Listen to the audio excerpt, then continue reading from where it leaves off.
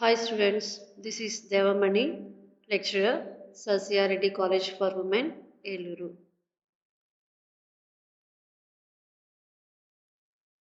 The topic is money lenders. Vaddi Vyaparulu. Money lenders play an important role in rural financing. The money lenders in the villages are of two types: professional money lenders, non professional money lenders. గ్రామీణ ప్రాంతాల్లో పరపతిని సృష్టించడానికి ఈ యొక్క వడ్డీ వ్యాపారులు ముఖ్య పాత్ర వహిస్తారు. అలాగే ఈ యొక్క మనీ లెండర్స్ అనేవాళ్ళు రెండు రకాలుగా ఉంటారు. First one professional money lenders, అంటే వాళ్ళ యొక్క వ్యాపారమే వడ్డీ వ్యాపారం. వాళ్ళు ఇక ఏ వ్యాపారంలోకి వాళ్ళు ఎంటర్ అవ్వరు. రెండవది non professional money lenders. So ఇటువంటి వాళ్ళు మనీ లెండింగ్తో పాటు, అంటే వడ్డీ వ్యాపారంతో పాటు ఇతర వ్యాపారాలు కూడా చేస్తారు. ట్రేడింగ్ వ్యాపారం కానీ, రీటైల్ బిజినెస్ కానీ, అటువంటి వ్యాపారాలు కూడా చేస్తారనమాట. The professional money lenders are the persons whose main occupation is money lending. They are known as banias, mahajans, sahukars. Professional money lenders అనేవాళ్ళు ఎవరంటే వాళ్ళు పూర్తిగా వడ్డీ వ్యాపారం మీదే ఆధారపడి ఉంటారు. వాళ్ళు ఇతర ఏ వ్యాపారాలు కానీ చేయరు. సో వాళ్ళని బనియాస్ అని, మహాజన్స్ అని లేదా సౌకర్స్ అని కూడా అంటారు. Non professional money lenders do the business of money lending as a side occupation. The rate of interest charged by money lending is very high and they indulge in many objectionable trade practices. Non professional money lenders అంటే వీళ్ళు వడ్డీ వ్యాపారంతో పాటు వేరే వ్యాపారాలు కూడా చేస్తారు. వర్తకం వ్యాపారం కానీ, రీటైల్ వ్యాపారం కానీ, అలాంటి వ్యాపారాలు కూడా చేస్తారు. అలాగే వీళ్ళు ఇచ్చే వడ్డీ రేట్ అనేది ఎక్కువగా ఉంటుంది. మిగతా వాటితో పోలిస్తే వీళ్ళ దగ్గర అధిక వడ్డీ రేట్లు ఉంటాయి. అలాగే వీళ్ళు అబ్జెక్షనబుల్ ట్రేడ్ ప్రాక్టీసెస్, అంటే కొంచెం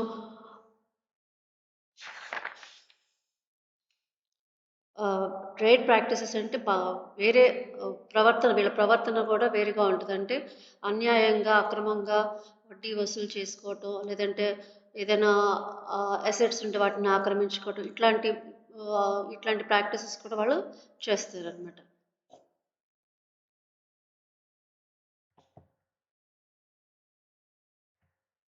next, difference between indigenous bankers and money lenders. First one, business of banking.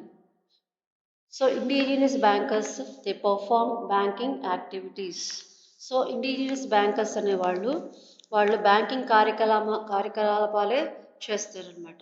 So వీళ్ళు ఏంటి, ఓన్లీ బ్యాంకింగ్ వ్యాపారం మటుకే చేస్తారు. Money lenders, they are not bankers, they lend only money.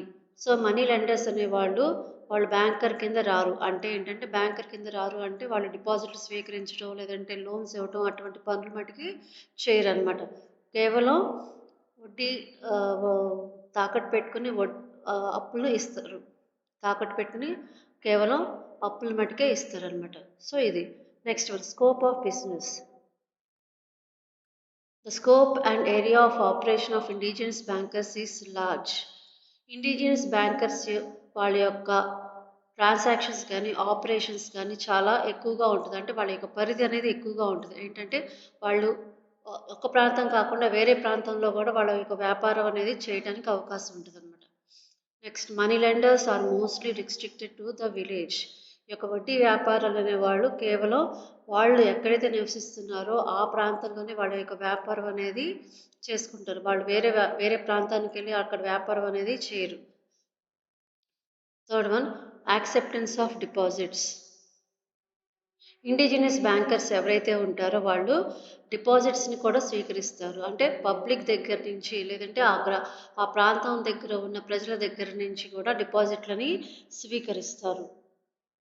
Next, money lenders, they do not accept deposits. ఈ యొక్క వడ్డీ వ్యాపారులు ఎవరైతే ఉన్నారో వాళ్ళు డిపాజిట్లని స్వీకరించరు. కేవలం రుణం మట్టుకే ఇస్తారు. వడ్డీపై రుణం మట్టుకే ఇవ్వటం జరుగుతుంది. Purpose of lending. Fourth one, purpose of lending. They provide finance to agriculture and trade. Indigenous bankers వాళ్ళు రుణాన్ని ఇస్తారు. రుణాన్ని దేనికి ఇస్తారు? వ్యవసాయానికి అలాగే వర్తక వ్యాపారానికి కూడా రుణాన్ని ఇస్తారు. కేవలం ఈ యొక్క వ్యవసాయానికి లేదంటే వర్తక వ్యాపారం మట్టుకే ఇస్తారు. Next money lenders. They lend money both productive as well as consumption purpose. ఈ యొక్క మనీ వడ్డీ వ్యాపారాలు ఎవరైతే ఉన్నారో వాళ్ళు ప్రొడక్టివ్ పర్పస్ అంటే ఉత్పత్తిదారకమైన వ్యాపారం కోసం అలాగే కన్సంప్షన్ సొంత అవసరాల నిమిత్తం కూడా రుణాలను ఇవ్వటం జరుగుతుందన్నమాట. Next area of operation. They are based in urban and rural areas. ఈ యొక్క ఇండిజినియస్ బ్యాంకర్స్ వాళ్ళు ఏ ప్రాంతాలు ఎక్కువగా ఉంటారు అంటే రూరల్ ఏరియాస్లోనూ లేదంటే అర్బన్ ఏరియాస్లోనూ ఉంటారు. Next money lenders. They are mainly rural based. So వడ్డీ వ్యాపారులు కేవలం గ్రామీణ ప్రాంతంలోనే ఉంటారు. Dealing in హుండీస్.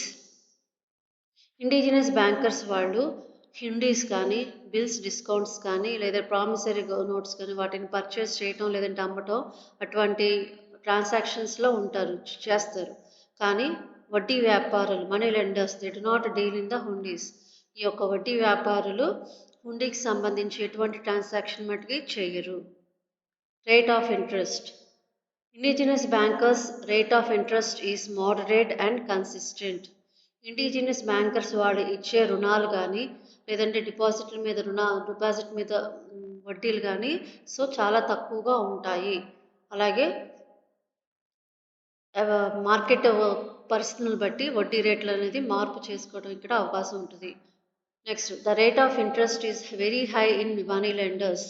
వడ్డీ వ్యాపారులు వాళ్ళు ఇచ్చే రుణం మీద వడ్డీ అనేది చాలా ఎక్కువగా ఉంటుంది. అవసరాన్ని బట్టి వాళ్ళు వడ్డీ రేట్లు కూడా పెంచడం అనేది కూడా ఉంటుంది అనమాట. Next security sort. The indigenous bankers supply finance only for productive purpose on a proper security. Indigenous bankers వాళ్ళు రుణాలు ఇవ్వటంలో తనఖా పెట్టుకొని తనఖా అంటే గోల్డ్ కానీ ఆర్నమెంట్స్ కానీ సిల్వర్ కానీ లేదంటే పొలం కాగితాలు కానీ అటువంటి వాటిని తనఖా పెట్టుకొని రుణాన్ని ఇవ్వటం జరుగుతుంది. Okay. Next money lenders. They lend money even without a proper security. వడ్డీ వ్యాపారులు ఒక్కొక్కసారి తనఖా పెట్టుకొని ఇవ్వచ్చు, లేకపోతే తనఖా పెట్టుకోకపోయినా ఏ వస్తువుని తనఖా పెట్టుకోకపోయినా రుణం అనేది ఇవ్వడం జరుగుతుంది. కానీ ఇక్కడ వీళ్ళు ఇచ్చే రుణం మీద వడ్డీ మాత్రం చాలా ఎక్కువగా ఉంటుంది. Nature of practice. They practice business with accurate accounts and straight dealing with their customers. Indigenous bankers వాళ్ళు చేసే బ్యాంకింగ్ బిజినెస్ అంతా కూడా దానికి సంబంధించి అకౌంట్స్ అంతా కూడా మెయింటైన్ చేస్తారు. అలాగే వాళ్ళకున్న కస్టమర్స్ తోటి మంచి రిలేషన్షిప్ అనేది మెయింటైన్ చేస్తారు. తద్వారా ఇంకా కస్టమర్స్ని ఆకట్టుకోవడం కోసం వాళ్ళు కస్టమర్స్తో సత్సంబాలు అనేది పెట్టుకోగలుగుతారు. Next money lenders. They are known for their objectionable practices such as failure to issue receipts for payments. Money lenders వాళ్ళు కొన్ని మాల్ ప్రాక్టీసెస్ చేయడానికి అవకాశం ఉంటుంది. ఫర్ ఎగ్జాంపుల్ ఎవరైనా రుణం నిమిత్తం వడ్డీ కట్టినా దానికి సంబంధించి బిల్ అనేది ఇవ్వడం జరగదు. అలాగే వాళ్ళు పక్కాగా అకౌంట్స్ మెయింటైన్ చేయడం అనేది కూడా జరగదు. సో ఇట్లాంటి మాల్ ప్రాక్టీసెస్ చేయడానికి అవకాశం ఉంటుంది. వడ్డీ వ్యాపారాలు చేస్తారు. Next relationship with customers. Indigenous bankers relationship between The relationship between indigenous bankers and their customers is always cordial. అంటే ఇండిజినియస్ బ్యాంకర్స్కి మరియు వాళ్ళ దగ్గరికి వచ్చే కస్టమర్స్ మధ్య కార్డియల్ రిలేషన్షిప్ అనేది ఉంటుంది. అంటే వాళ్ళ సహృదయమైన భావంతో ఉంటారు. కస్టమర్స్ని ఆహ్వానించడం కోసం కస్టమర్స్ని అట్రాక్ట్ అవ్వడం కోసం వాళ్ళు మంచి రిలేషన్షిప్ అనేది మెయింటైన్ చేసుకుంటారు. Money lenders. The money lenders quarrel, harass and threaten their customers. So ఇక వడ్డీ వ్యాపారులు ఎవరైతే ఉన్నారో వాళ్ళ దగ్గర వచ్చే కస్టమర్స్ని హెరాస్ చేయటం, దుర్భాషలాడటం, లేదంటే బెదిరించడం ఇట్లాంటివన్నీ కూడా చేస్తారనమాట. సో ఇది difference between the indigenous bankers and money lenders. So దీంతో మనకి ఇండిజినియస్ బ్యాంకర్స్ అలాగే మనీ లెండర్స్ టాపిక్ కంప్లీట్ అయింది. Next topic cooperative banks. Cooperative banks. Cooperative sector has emerged as the most significant sector of our Indian economy. The cooperative movement which has initially started in 1904, has spread to almost all sectors and areas of operations like farming, marketing, insurance, transportation, housing, and others. మన దేశంలో అతి ముఖ్యమైనది వ్యవసాయ రంగం. అలాగే ఈ యొక్క వ్యవసాయ రంగ అభివృద్ధికి తగినంత పరపతి సౌకర్యాలు కలగజేయవలసి ఉంటుంది. అలాగే ఈ యొక్క కోఆపరేటివ్ మూమెంట్ అనేది ఎప్పుడు ఇనిషియల్గా స్టార్ట్ అయింది అంటే 1904లో స్టార్ట్ అయింది. అలాగే ఈ యొక్క మూమెంట్ అనేది అన్ని రంగాలలోకి వ్యాప్తి చెందడం జరిగింది. అంటే ఏ రంగాల్లో అంటే ఫార్మింగ్ వ్యవసాయ రంగంలోకి, మార్కెటింగ్ రంగంలోకి, ఇన్సూరెన్స్, ట్రాన్స్పోర్టేషన్, అలాగే హౌసింగ్, ఇంకా వేరే ఇతర రంగాలకు కూడా ఈ యొక్క మూమెంట్ అనేది వ్యాప్తి చెందడం జరిగింది. అసలు కోఆపరేటివ్ మూమెంట్ అనేది దేనికి సంబంధించింది అంటే, పూర్వం వ్యవసాయదారులు వడ్డీ వ్యాపారస్తులు లేదంటే భూస్వాములపై ఆధారపడి వాళ్ళ దగ్గర నుంచి రుణాలు తీసుకునేవాళ్ళు.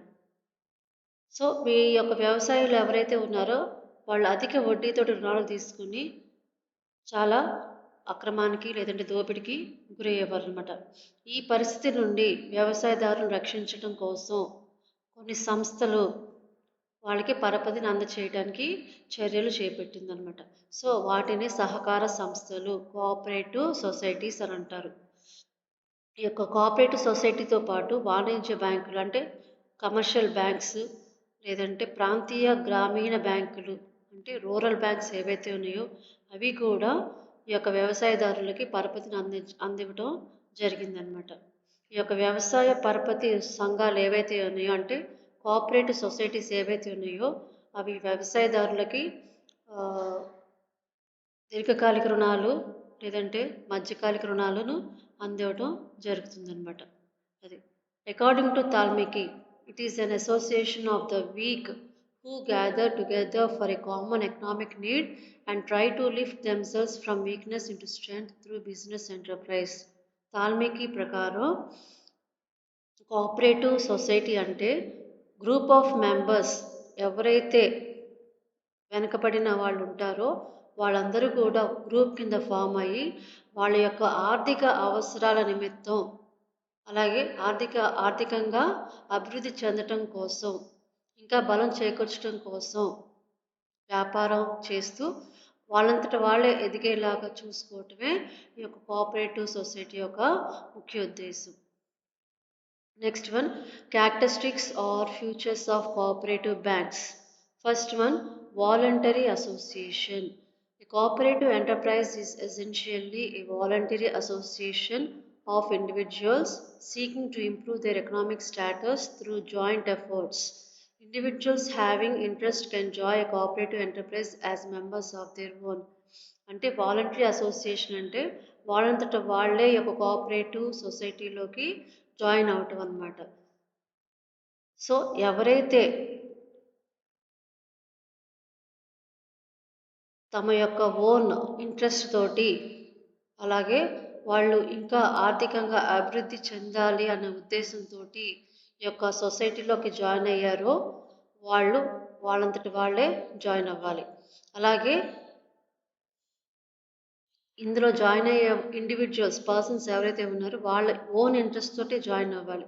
ఎవరి ప్రోద్బలంతో ఎవరి సపోర్ట్ తోటి జాయిన్ అవ్వడానికి ఇక్కడ ఉండదు. సో వాళ్ళంతట వాళ్ళే ఓన్ ఇంట్రెస్ట్ తోటి ఈ యొక్క సొసైటీలోకి ఒక మెంబర్ కింద జాయిన్ అవ్వడానికి అవకాశం అనేది ఉంది.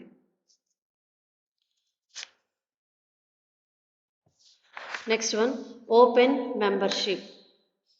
Membership of cooperative enterprise is open to all irrespective of the caste, creed, religion, political affiliation.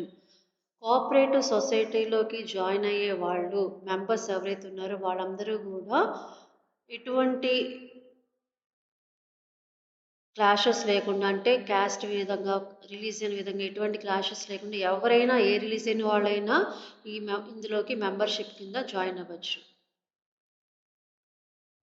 Third one, limited reward to capital invested. The capital invested in cooperative is rewarded in the form of limited rate of interest. All members contribute capital at the time of joining as a member in the society. ఈ యొక్క సొసైటీలో ఎవరైతే member కింద join అవుతున్నారో వాళ్ళందరూ కూడా కొంత మూలధనాన్ని ఇందులో డిపాజిట్ చేయాలి. సో డిపాజిట్ చేసిన దానికి కొంత రేట్ ఆఫ్ ఇంట్రెస్ట్ కింద ఇవ్వటం జరుగుతుంది. సో ఎవరైతే ఈ యొక్క కోఆపరేటివ్ సొసైటీలో మెంబర్ కింద జాయిన్ అయ్యి అలాగే కొంత క్యాపిటల్ని ఇన్వెస్ట్ చేశారో వాళ్ళందరికీ కూడా రేట్ ఆఫ్ ఇంట్రెస్ట్ అంటే లిమిటెడ్ రేట్ ఆఫ్ ఇంట్రెస్ట్ ఇవ్వటం అనేది జరుగుతుందన్నమాట. Fourth one, distribute justice. The profits earned by cooperative society are distributed equally among its members. A specified portion of the profits is transferred to statutory reserve and then a fair rate of interest is paid on the capital subscribed by the members. అంటే ఈ యొక్క cooperative సొసైటీకి సంబంధించి ఏ లాభాలైతే వచ్చినాయో ఆ లాభాలన్నీ కూడా సమానంగా పంచడం జరుగుతుంది. అంటే కొంత అమౌంట్ అనేది రిజర్వ్గా ఉంచి కొంత అమౌంట్ని ఇంట్రెస్ట్ కింద మెంబర్స్కి ఇవ్వటం జరుగుతుందన్నమాట. తద్వారా సమన్యాయం అనేది అందరికీ జరుగుతుంది. Fifth one, service motive. The primary motive of cooperative societies is to provide service to the members. The aim is not to earn profits. ఈ యొక్క కోఆపరేటివ్ సొసైటీని స్థాపించడంలో ముఖ్య ఉద్దేశం ఏంటి అంటే అందులో ఉన్న మెంబర్స్కి కానీ లేకపోతే బయట వేరే వాళ్ళు ఎవరైతే ఆ అవసరంలో ఉన్నారో వాళ్ళకి సహాయం చేయడం నిమిత్తం కోసమే ఈ యొక్క సొసైటీని స్థాపించడం జరిగింది, కానీ లాభార్జన కాదు. Sixth one, perfect unity. Cooperative convert the weakness of members into strength by adopting the principles of self-help through mutual help. So ఈ యొక్క కోఆపరేటివ్ సొసైటీలో మెంబర్స్ ఎవరైతే ఉన్నారో ఆ మెంబర్స్ కూడా ఫైనాన్షియల్గా కానీ ఎకనామికల్ కానీ బాగా వీక్గా ఉన్న వాళ్ళు ఎవరైతే ఉన్నారో వాళ్ళని ఇంకా బలపరచడం కోసం, వాళ్ళని ఇంకా ఆర్థికంగా అభివృద్ధి చేయడం కోసం మ్యూచువల్ హెల్ప్ అంటే అందరి సహాయం అనేది వాళ్ళకి అందుతుందన్నమాట. సో అందరూ అక్కడ కలిసి సహాయం చేసుకుంటారు అనమాట. State control. Seventh one, state control. The cooperative societies are to follow certain rules and regulations framed by the government.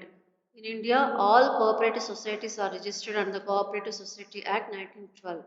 So ఈ యొక్క కోఆపరేటివ్ సొసైటీలో ఎవరైతే మెంబర్షిప్గా ఉన్నారో అలాగే ఈ యొక్క కోఆపరేటివ్ సొసైటీస్ ఏవైతే ఉన్నాయో అవన్నీ కూడా గవర్నమెంట్ ఫ్రేమ్ చేసిన రూల్స్ అండ్ రెగ్యులేషన్స్ని కంపల్సరీగా ఫాలో అవ్వాలి. అలాగే ఈ యొక్క కోఆపరేటివ్ సొసైటీస్ ఎన్ని ఉన్నాయో అవన్నీ కూడా కోఆపరేటివ్ సొసైటీ యాక్ట్ 1912 ప్రకారం అవన్నీ కూడా రిజిస్టర్డ్ అయ్యి ఉండాలి. సో ఇవి ఫంక్షన్స్ ఆఫ్ లేదా characteristics of cooperative societies. Next క్లాస్లో మీకు కోఆపరేటివ్ సొసైటీ స్ట్రక్చర్ చెప్తాను. Okay, thank you.